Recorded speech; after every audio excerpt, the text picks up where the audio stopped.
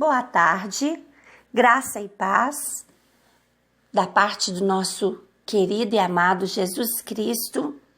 Paz que eu sempre gosto de saudar com paz, porque a paz que vem de Deus excede todo o nosso entendimento. Hoje nós começamos uma nova caminhada, uma caminhada de conhecimento. E para isso nós hoje vamos ao início de tudo. Hoje nós começamos no livro de Gênesis, que faz parte do chamado Pentateuco, que são os 5 primeiros livros da Bíblia. Esses 5 primeiros livros da Bíblia é também chamado de Torá. Os estudiosos colocam Moisés como autor do livro de Gênesis. Por tudo que ele apresenta, o livro, eles dão a provável autoria para o livro de Gênesis. O livro de Gênesis também, conhecido no Antigo Testamento como No Começo, porque conta início, conta começos e conta o começo do céu e da terra, o versículo 1, o começo do homem, como eu disse, não pela ciência, nem pela história, nem pela astrologia, mas como é de verdade. Como Deus descreve a criação do homem, conta o começo do pecado, nem sempre foi assim, teve um início, teve um começo, e todas as suas consequências do pecado. Nós temos 2 divisões no livro de Gênesis. Nós temos a primeira parte, que trata-se da criação de tudo, inclusive o ser humano, Adão e Eva, os primeiros filhos, Caim e Abel. Teremos o primeiro homicídio, na Bíblia. Temos a Arca de Noé, o dilúvio, a Torre de Babel. E essa parte termina com os descendentes de Noé e os descendentes de Tera, pai de Abraão. Então, encerra-se a primeira parte na descendência de Tera, pai de Abraão, de Abrão. A segunda parte já virá o estudo, a história dos patriarcas, a história de Abraão, de Isaac, de Jacó, os descendentes de Jacó, que são seus 12 filhos, e as 12 tribos de Israel, que vem ali dos 12 filhos de Jacó. Termina essa segunda parte, termina o livro de Gênesis com a morte de José do Egito. Então nós temos toda essa trajetória. Nós vamos ver fé, nós vamos ver acertos, como também nós vamos ver falhas, onde esses patriarcas falharam, onde as pessoas aqui no Antigo Testamento falharam. Nós aprendemos com as pessoas de fé e com seus exemplos, e também aprendemos com os erros, com as falhas, e Deus não escondeu isso de nenhum das pessoas, dos patriarcas, como de ninguém. Na sua palavra, Deus escondeu, omitiu os pecados, porque nós aprendemos muito com os erros das pessoas, desses homens de Deus, mulheres de Deus na Bíblia, e para que nós não venhamos a praticar os mesmos erros. A mensagem de Gênesis, ela traz Deus como Criador e Senhor do universo, único responsável pela sua criação e sendo ele Senhor único, soberano sobre o universo. Deus, em seu relacionamento com o ser humano, ele criou o ser humano com um propósito.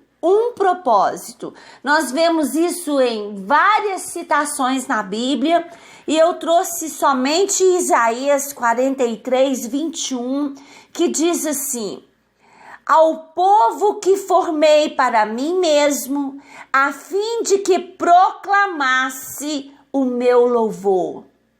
Deus não criou o homem porque estava se sentindo sozinho. Deus não criou o homem para simplesmente criar algo diferente, diferente dos anjos. Não. Deus criou o homem, Deus criou o ser humano para se relacionar com ele, para ter relacionamento com ele. Sempre foi o propósito da criação do ser humano, que o ser humano tivesse relacionamento com ele, e nós vamos ver isso. Nós vemos isso em toda a Bíblia. O homem peca, se afasta de Deus, e Deus levanta profetas, Deus levanta reis, Deus levanta homens ungidos para levar a palavra dele e falar ao homem que se arrependa e volte para Deus. E aqui nós vemos o profeta Isaías dizendo: Deus criou o homem para seu louvor, para que o homem o louve, para que o homem o adorasse. E nós temos também em Gênesis o primeiro versículo profético. A primeira profecia que nós já vimos cumprindo está em Gênesis 3, versículo 15, que diz assim: Deus falando a Satanás, ali em forma de serpente no jardim do Éden, ele diz: eu farei com que você, Satanás, seja inimigo da mulher, e assim também serão inimiga a sua descendência e a descendência da mulher. Ela esmagará a sua cabeça e você picará o calcanhar da descendência da mulher.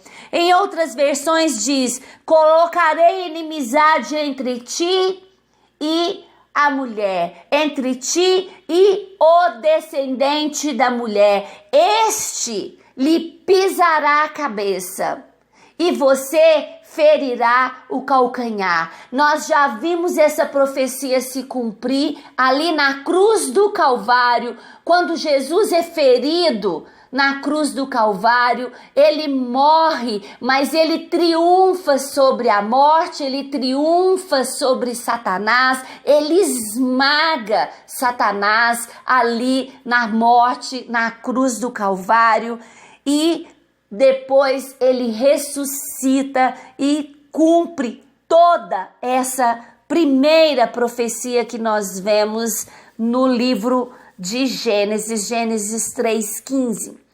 Deus é Deus de aliança, e ele faz uma aliança com Noé, uma aliança linda.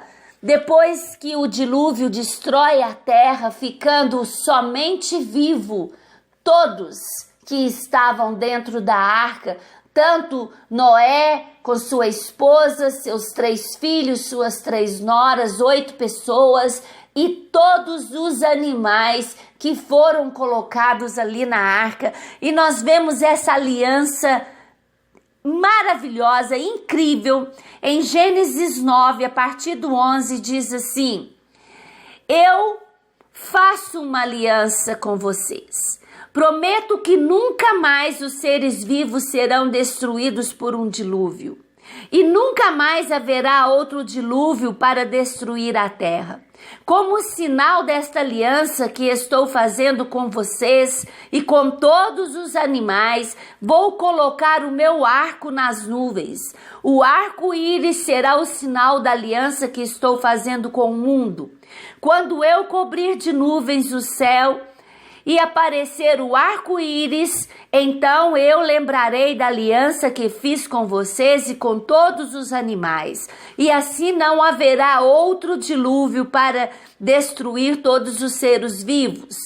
Quando o arco-íris aparecer nas nuvens, eu o verei e lembrarei da aliança que fiz para sempre com todos os seres vivos que há no mundo. O arco-íris é o sinal da aliança que estou fazendo com os seres vivos que vivem na terra. Como não dizer que isso é lindo demais? Deus faz uma aliança ali com Noé e os seus descendentes, e ele faz uma aliança com os animais também. Nunca foi propósito de Deus que um dilúvio acontecesse. O povo, o homem, se perverteu em extrema maldade e não se recuperava e não se arrependia. E Deus, então, de início, ele queria destruir todos os homens. Mas ele encontrou um justo, ele encontrou Noé e quis acreditar em Noé e quis acreditar na geração de Noé. Então ele dá toda a instrução, salva Noé e ali a sua descendência e faz essa aliança. Agora, quando nós vemos o arco-íris, tem como deixar de lembrar que aquele arco-íris é o sinal de uma aliança que Deus fez com o homem? Que com água ele nunca mais destruiria a raça humana. Ele não disse de outra maneira, mas ele disse que com água ele nunca mais destruiria a raça humana, né? E aqui nós teremos então muitas revelações de Deus para as nossas vidas. Vamos para essa caminhada, para esse conhecimento, porque certamente Deus irá falar muito aos nossos corações. Amém? Que Deus abençoe e que abra o nosso entendimento, que nos dê essa graça de permanecer, de prosseguir em conhecer o Senhor, de ver o Senhor desde o início, desde a criação, nós possamos prosseguir em conhecê-lo. Amém? Deus te abençoe.